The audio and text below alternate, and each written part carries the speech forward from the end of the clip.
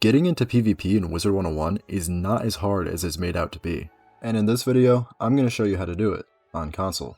This will help you whether you've never played PvP or haven't in a long time, or maybe even if you've done it on PC and want to try it on console. Now, I want to make it clear that this guide is meant mostly for level 50 Master League PvP, not just because that's my area of expertise, but also because it is by far the easiest league to get into PvP with. If you've never done PvP before, or never done 5th Age PvP before, I'd highly recommend starting with 50 PvP. But this video still has some good information for people looking to do other leagues, especially in this next section. So first of all, I should address some key differences between the console and PC versions of the game, and how that relates to PvP.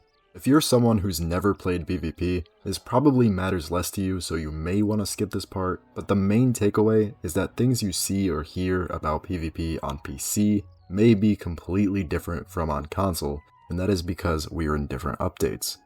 The wiki, for example, is going to show versions of spells and gear and things like that are accurate to the current update on PC, the Darkmoor update. Console is behind by 3 major updates. We don't have the spring, summer, or fall 2025 updates. Just about everything on console is the way it was on PC in fall 2024. And we don't know when exactly we're going to get these updates.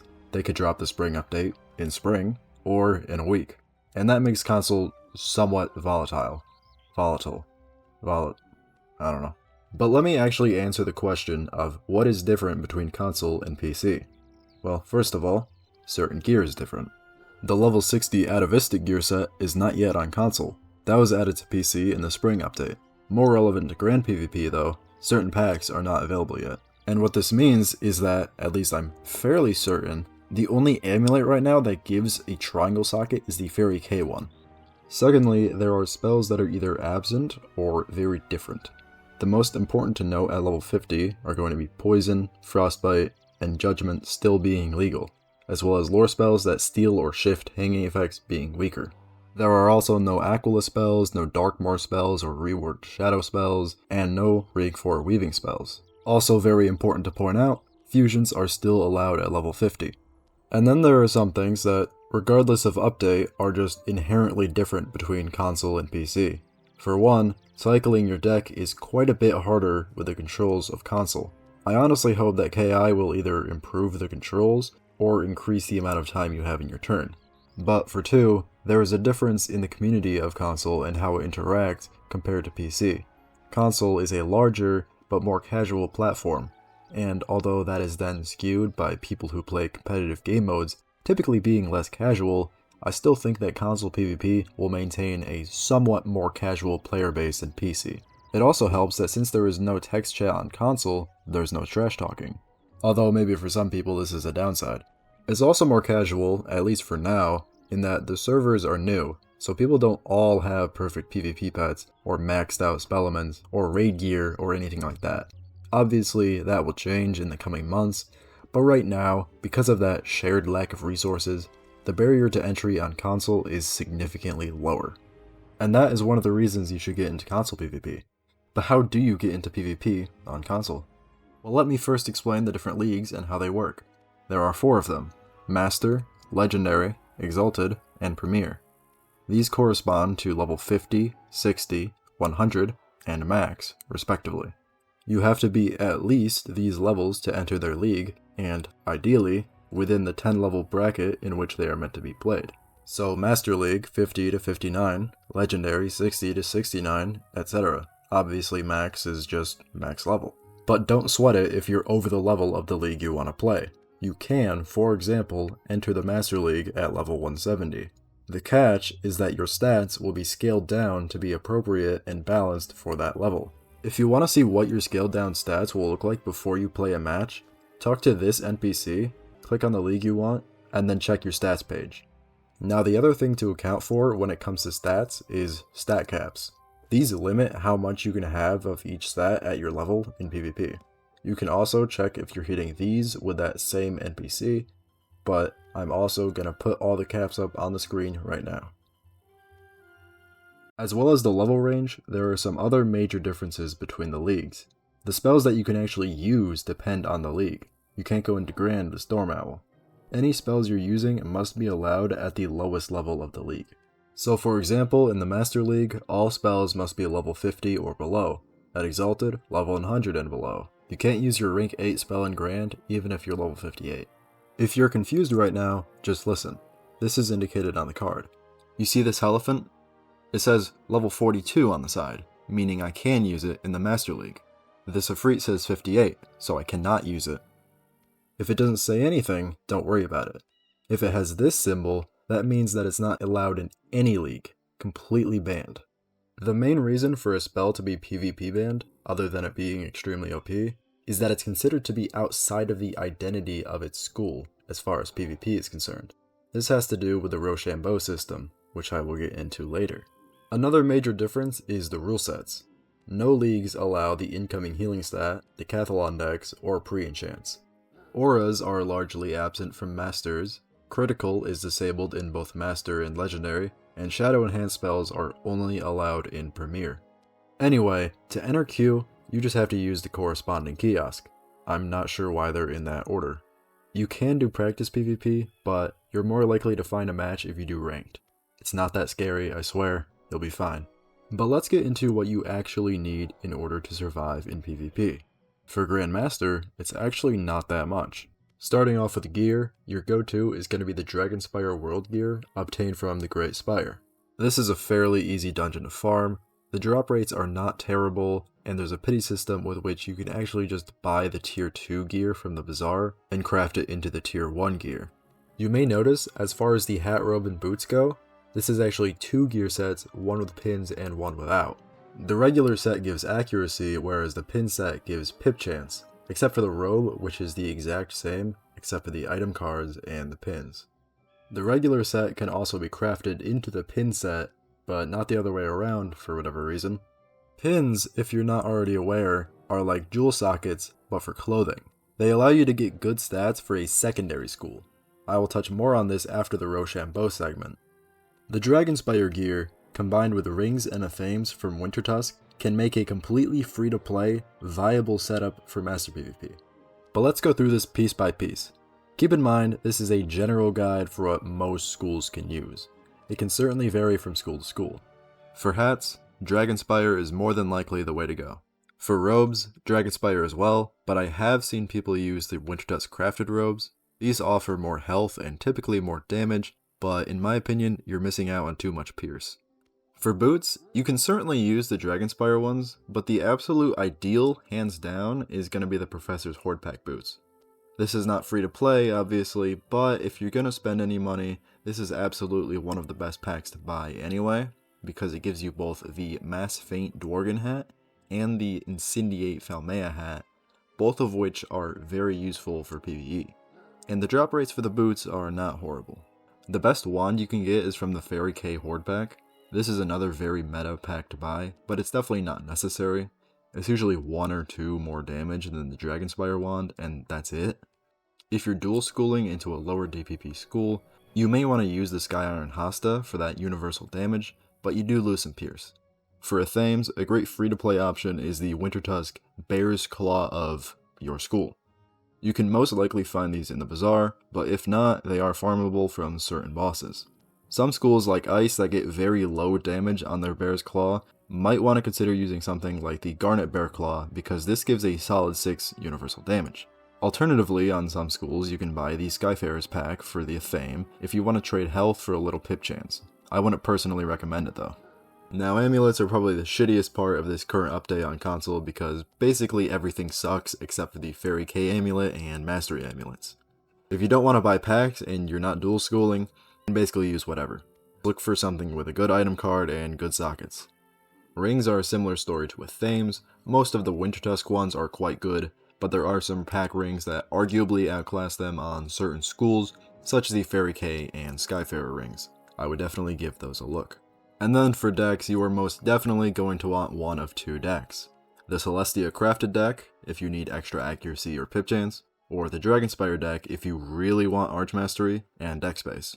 Mounts, you can get a stat mount if you want, it really doesn't matter. I guess the rock would probably be the most useful, but it doesn't really matter.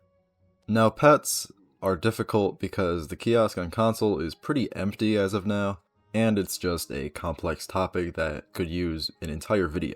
But I generally wouldn't worry about it too much as long as your pet has Spellproof, Spell Defy, Dealer, and Paingiver. The other two talents would depend on whether you're dual schooling and if there are any stats that are lacking, any stats that aren't quite at the cap, things like that.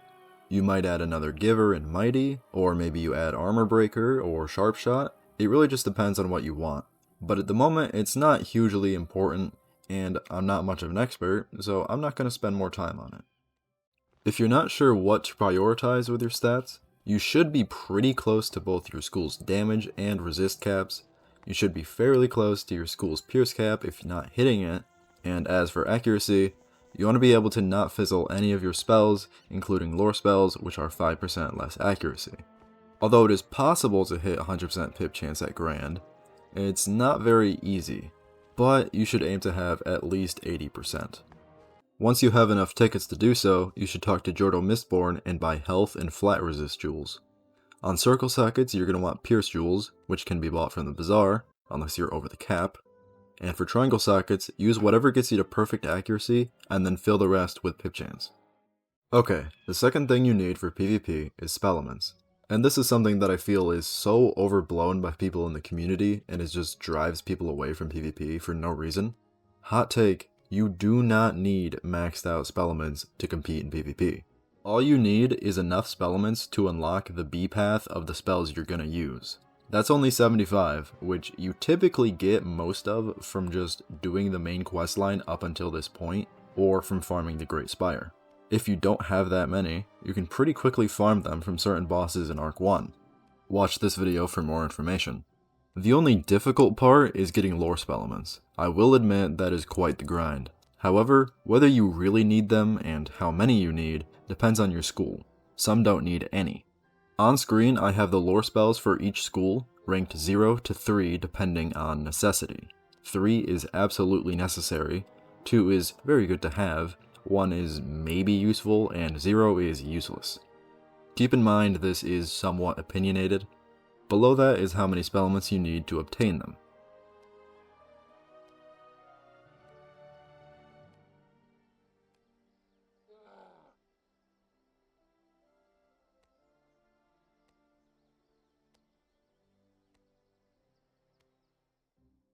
But with that out of the way, the third thing you need to get started in PvP is an understanding of the Roshambo system. And this is probably the biggest hurdle for most people. Now, there are plenty of other videos on this topic, so I'm not going to go extremely in-depth, but I'm going to try to give a pretty good, thorough rundown. Basically, there are 6 hanging effects that you're probably already familiar with. Positive charms, aka blades, negative charms, aka weaknesses, positive wards, aka shields, negative wards, aka traps, positive overtimes, aka heal overtimes or HOTS, and finally negative overtimes, aka damage overtimes or dots. Each of these are associated with one of the main 6 schools. Balance is the odd one out here, they're kind of jack of all trades, master of none. And just because a school is associated with a hanging effect doesn't mean other schools can't use that effect, it just means they're the best at it. As you can see, this is Storm with blades, Death with weaknesses, Ice with shields, Myth with traps, Life with HOTS, and Fire with dots. Beyond their specialty though, each of those 6 schools can leverage 3 effects and counter 2, at least as far as Grandmaster is concerned. And that's really what makes it so beginner friendly. There are just less effects interacting at this level. On screen are the affinities of each school. In green is what they leverage, and in red is what they counter. Feel free to pause and write this down.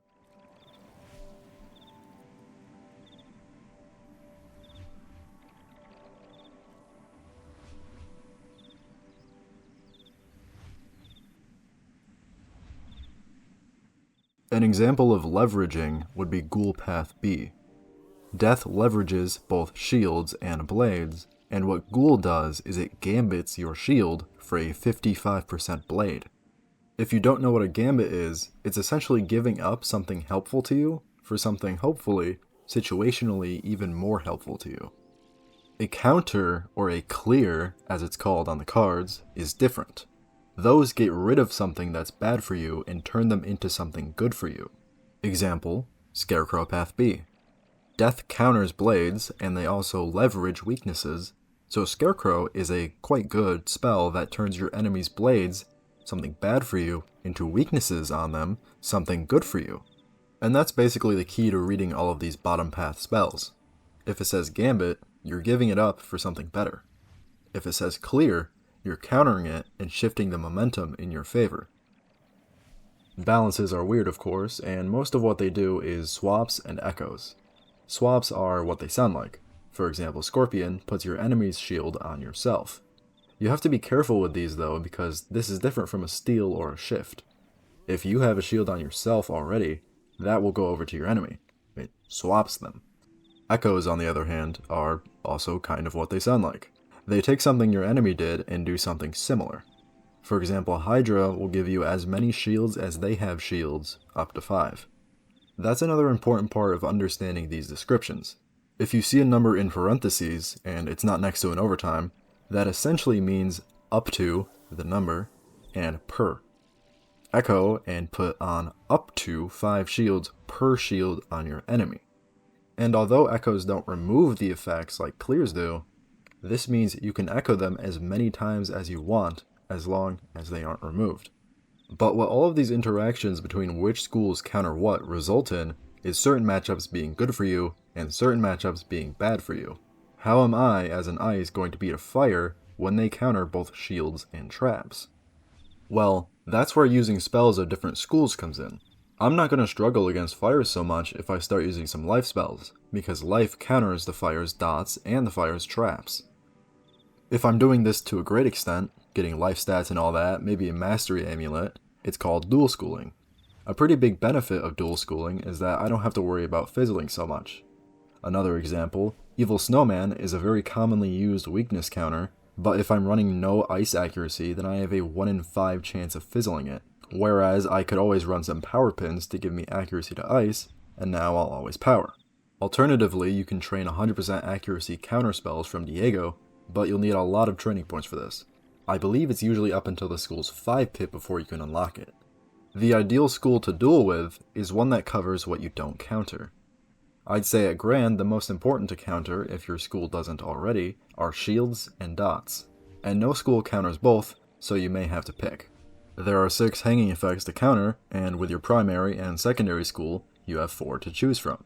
Sure, you can also pack other spells that aren't either of those schools, but this may be a burden on your accuracy or on your deck space, so in most cases you gotta decide what you value countering and what you can afford to leave out. And I think the last thing I will mention is that spell fusions are still perfectly legal on console, and you can do all sorts of wacky stuff with that. And yeah, that basically concludes the basics of PvP. There are some more complex topics to cover, I'm sure, like deck building and cycling and strategy, but those are topics for other videos. Y'all can let me know if you want anything in particular. Beyond everything I've said here, the best way to get good is just to play it and to watch it. Do practice with your friends, spectate matches, watch YouTubers, that kind of thing. If y'all have any questions whatsoever, feel free to write them in the comments and I will try my best to answer them. I hope that you found this guide helpful and that you enjoy your PvP journey. Peace out.